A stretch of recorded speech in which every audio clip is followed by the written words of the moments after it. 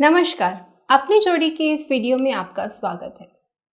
आज की इस वीडियो में हम बताएंगे कि डिवोर्स का पूरा प्रोसेस क्या होता है और डिवोर्स फाइल करते टाइम आपका किन किन बातों का ध्यान रखना बहुत ही ज़्यादा ज़रूरी होता है। एज पर हिंदू लॉ, शादी जो है एक बहुत ही पवित्र रिश्ता है, एक सेक्रेड बॉन्ड है। ये दो लोगों के आपसी सामंजस्य से एक बहुत ही खूबसूरत रिश्ता बनता है और जिससे एक परिवार बढ़ता है और चलता है। लेकिन कई बार वो सामंजस्य ठीक से नहीं बन पाता है। आपस में ट्यूनिंग नहीं बैठ पाने के कारण रिश्ता पूर्ण रूप से खराब हो जाता है, रिश्ता बिगड़ जाता है। रिश्ते में कई तरह की कड़वाहट आ जाती है और उस कड़वाहट का कारण जरूरी नहीं है कि वो उन दोनों लोगों के आपसी रिश्ते के हो या फिर आपसी थॉट का हो। बहुत सारे अन्य रीज़न होते हैं, अन्य कारण होते हैं जिनसे दो लोगों के बीच में, मतलब जो एक शादी के रिश्ते में बंधे हुए हैं, उनके बीच में कड़वाहट पैदा हो जाती है, जिस कड़वाहट के साथ वो अपना रिश्ता आगे नहीं बढ़ा पाते हैं। तो कुछ लोग तो इस कड़वाहट को अपने ज़िंदगी में और ही पनपने देते हैं, उसको बहुत आगे बढ़ाते हैं, जिसका असर उनके बच्चों के ऊपर पड़ता है, उनके पूरे परिवार के ऊपर पड़ता है। अगर एक परिवार के अंदर दो लोग खुश नहीं हैं आपस में, और जो कि मेन स्तंभ है उस परिवार का, तो कैसे वो परिवार खुश हो सकता है। और बहुत से ऐसे लोग हैं जो इस बात को समझ जाते हैं और समझदारी से आपस में अलग होने का फैसला ले लेते हैं। इसी अलग होने के प्रोसेस को डिवोर्स का नाम दिया गया है, मतलब तलाक। तलाक जो होता है वो कई तरह से होता है।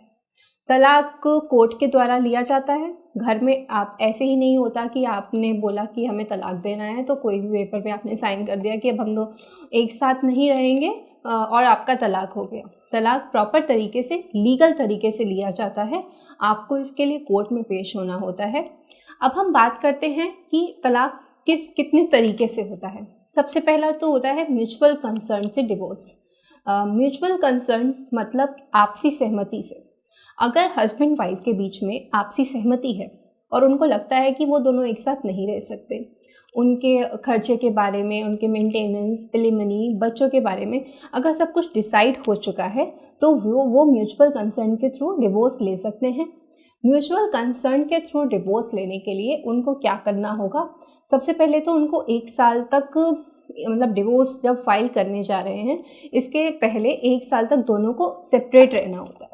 जब वो 1 साल तक सेपरेट रह रहे हैं तभी वो एक एलिजिबल होते हैं म्यूचुअल कंसर्न से डिवोर्स लेने के लिए।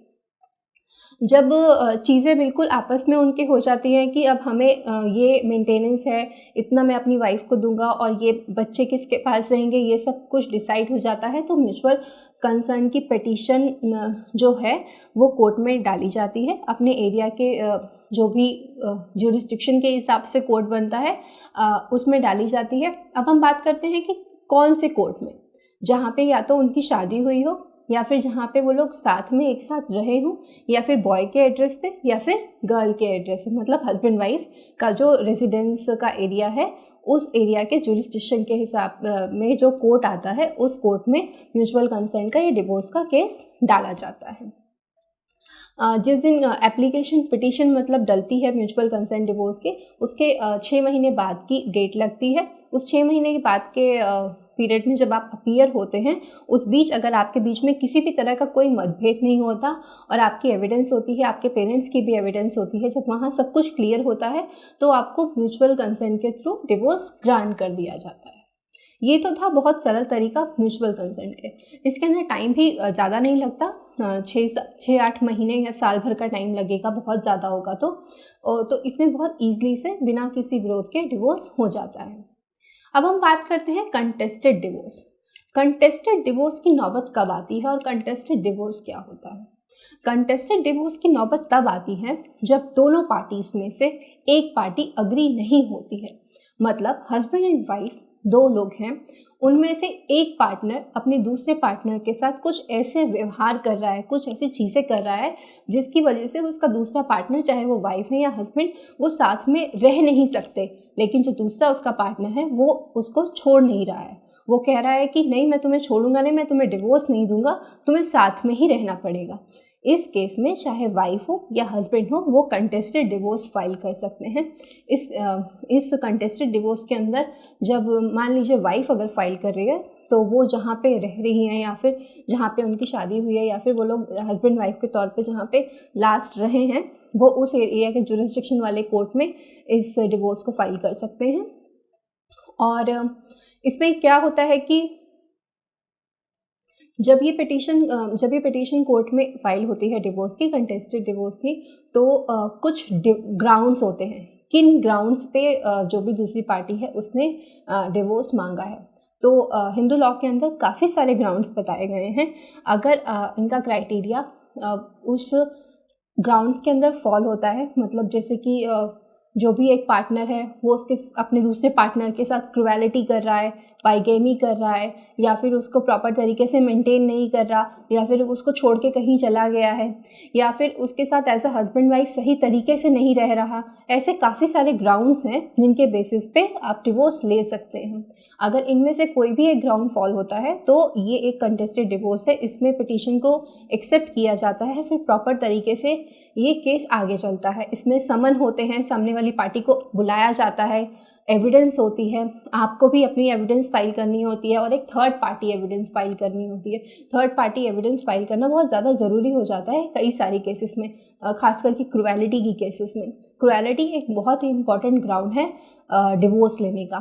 कंटेस्टेड डिवोर्स अगर आप क्रुएलिटी के बेसिस पे ले रहे हैं तो आप वो क्रुएलिटी आपका प्रूव करना बहुत ज़रूरी है। आपने एलिगेशंस तो लगा दिए, लेकिन आपके पास उसके एविडेंस ही नहीं है। जब आपके पास एविडेंस नहीं है तो आप उन एलिगेशंस को प्रूव कैसे करेंगे? आप कोर्ट में खुद ही झूठे साबित हो जाएंगे। इसलिए आप जो भी एलिगेशंस लगाते हैं, आप जो भी एलिगेशंस ग्राउंड्स डिवोर्स के अपने एडवोकेट को बताते हैं, अगर उनके आपके पास एविडेंस है, आप सारे एविडेंस अपने एडवोकेट को दीजिए, क्योंकि बिना एविडेंस के कोई भी वकील कोर्ट में प्रूफ नहीं कर सकता है किसी भी एलिगेशन को। तो आपने ये सब चीज़ दे दी, प्रॉपर एविडेंस होंगे, आपके पेरेंट्स के एविडेंस होंगे, आपके रिलेटिव्स के, आपके फ्रेंड्स के, जो भी आपसे संबंधित थे, और पूरा एक प्रोसीजर चलेगा। अगर कोर्ट को लगता है कि सही है, इसमें डिवोर्स होना चाहिए, तो कोर्ट दूसरी पार्टी को ये ऑर्डर करेगी कि आप इसको डिवोर्स दीजिए।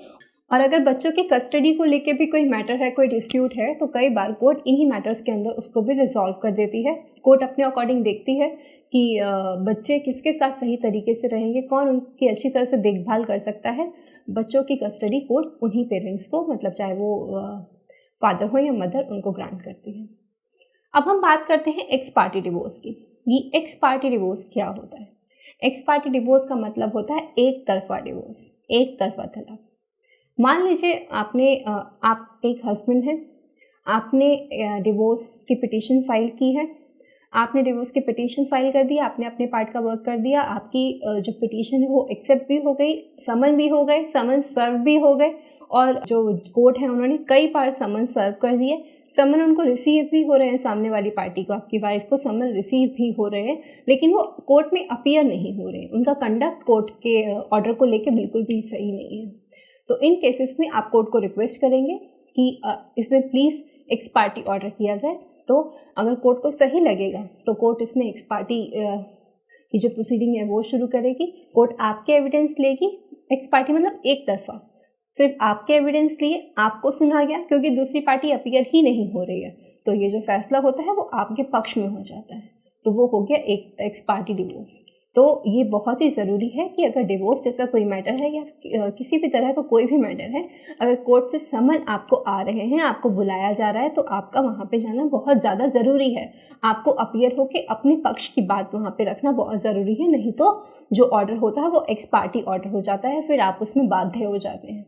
आपका उसका मानना बहुत ही ज़्यादा ज़रूरी होता है। इस वीडियो में हमने आपको डिवोर्स का पूरा प्रोसेस बताया। अगर इससे जुड़ी हुई किसी भी तरह की जानकारी आपको हमसे चाहिए तो आप हमारे दिए गए हेल्पलाइन नंबर पर संपर्क कर सकते हैं। हम आपकी हर तरह से मदद करने की कोशिश करेंगे। अगर ये वीडियो आपको अच्छा लगा हो तो प्लीज़ इसको लाइक करें, शेयर करें। वीडियो देखने के लिए बहुत बहुत धन्यवाद।